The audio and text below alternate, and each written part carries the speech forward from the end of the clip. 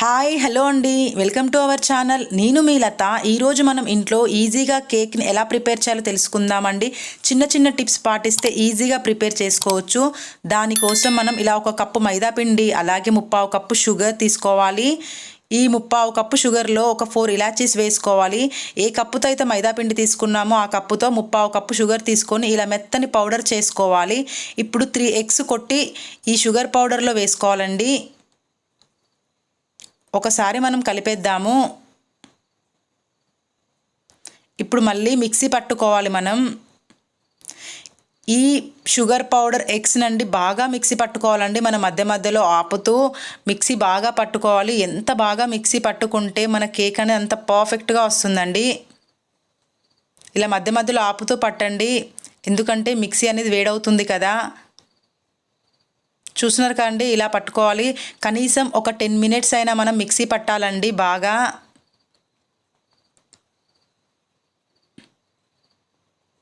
ఇలా వచ్చాక ఒక 1/2 కప్పు ఆయిల్ వేసుకోవాలండి.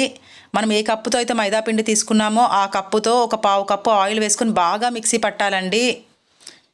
చూస్తున్నారు కదండి, ఆయిల్ వేసాక కూడా మనం ఒక 4 మినిట్స్ దాకా బాగా మిక్సీ పట్టాలి.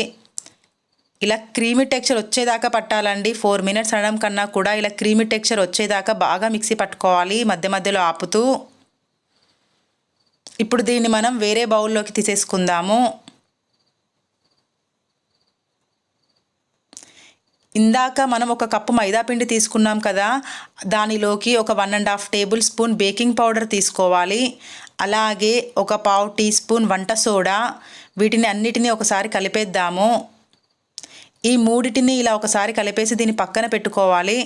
మనం ఆల్రెడీ ప్రిపేర్ చేసుకున్నాం చూడండి, ఆ క్రీమీ టెక్స్చర్లో ఒక 3 టీ స్పూన్స్ మనం ఈ మైదా పిండి వేసి చూడండి, ఒకే డైరెక్షన్లో అండి, ఒకే డైరెక్షన్లో మనం ఇలా కలుపుతూ ఉండాలి. వీడియోలో చూపిస్తున్నట్టుగా బాగా స్పూన్ తిప్పేయకూడదండి. అలా చూపిస్తున్నాను కదా, అలా తిప్పేయకూడదు. ఇలా ఒకే డైరెక్షన్లో కట్ చేసుకుంటూ కలపాలి. అది మంచిగా కలిసాక మళ్ళీ ఒక 3 టేబుల్ స్పూన్ మైదా పిండి వేసుకోవాలి.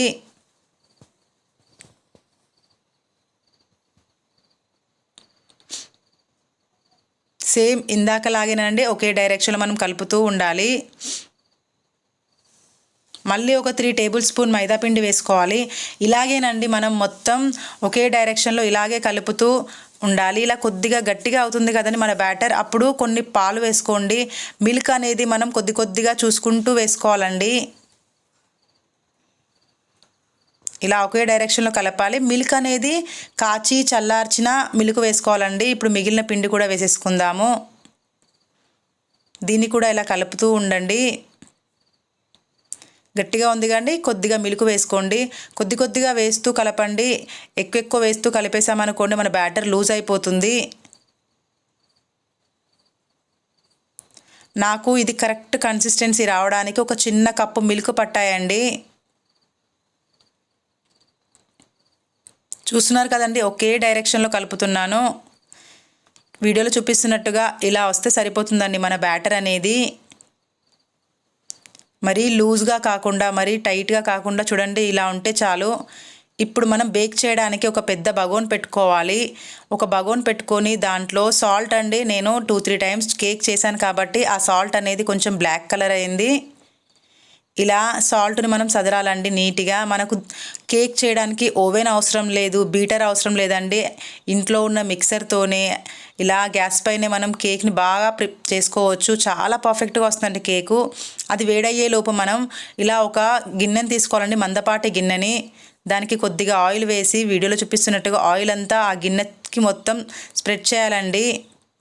మంటని లో ఫ్లేమ్లో పెట్టుకొని మనం ఆ సాల్ట్ని వేడి చేసుకోవాలండి. చూడండి, ఇలా కొద్దిగా మైదాపిండి వేసి వీడియోలో చూపిస్తున్నట్టుగా ఇలా చేసుకోవాలండి. ఈ గిన్నెకి మొత్తం మైదాపిండి అంటించేసి ఇప్పుడు మనం ప్రిపేర్ చేసుకున్న బ్యాటర్ ఉంది కదండి, దాన్ని మన గిన్నెలో పోసేయాలండి. ఇలా పైన ఒకసారి కలపాలి.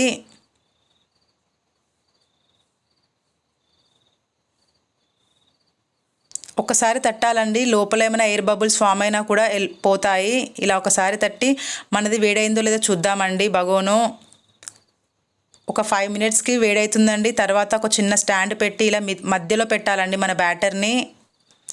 ఇలా మూత పెట్టేసి మనం ఒక 25 మినిట్స్ దాకా అస్సలు కదపొద్దండి, లో ఫ్లేమ్లోనే ఉండాలి. ఒక 25 మినిట్స్ అయ్యాక చూద్దామండి మనం. చూడండి ఇలా ఎంత బాగా పొంగుతూ వచ్చిందో మన కేకు. ఇప్పుడు డ్రై ఫ్రూట్స్ వేసుకోవాలండి. మన దగ్గర ఏ డ్రై ఫ్రూట్స్ ఉంటే అవి దానిపైన చల్లేసుకోవాలి. మళ్ళీ మూత పెట్టి 20 మినిట్స్ అండి.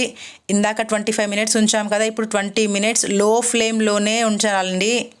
చూడండి 20 మినిట్స్ అయిపోయాక ఒకసారి మనం ఇలా నైఫ్ని ఇన్సర్ట్ చేసి చూస్తే చూడండి కేక్ అనేది కొద్దిగా అంటుకుంటుంది కదా, అంటే బాగా కేక్ అవ్వనట్టండి. ఇప్పుడు 5 మినిట్స్ మీడియం ఫ్లేమ్లో పెట్టాలండి.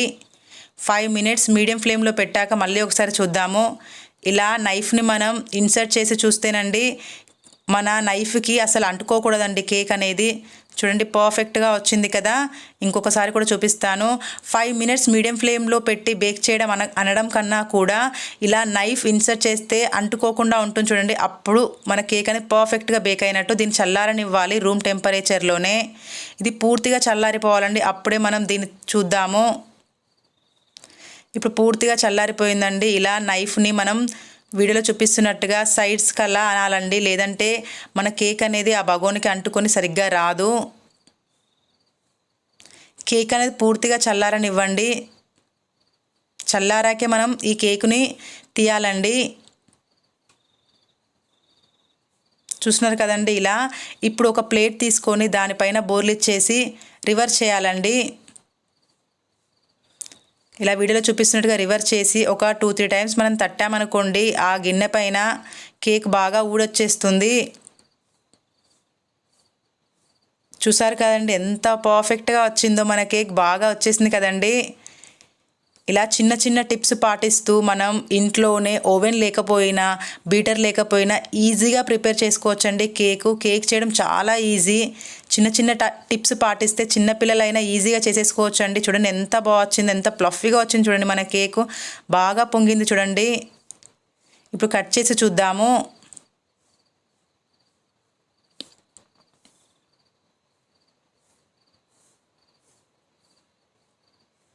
చూస్తున్నారు కదండి మన కేక్ ఎంత బాగుందో.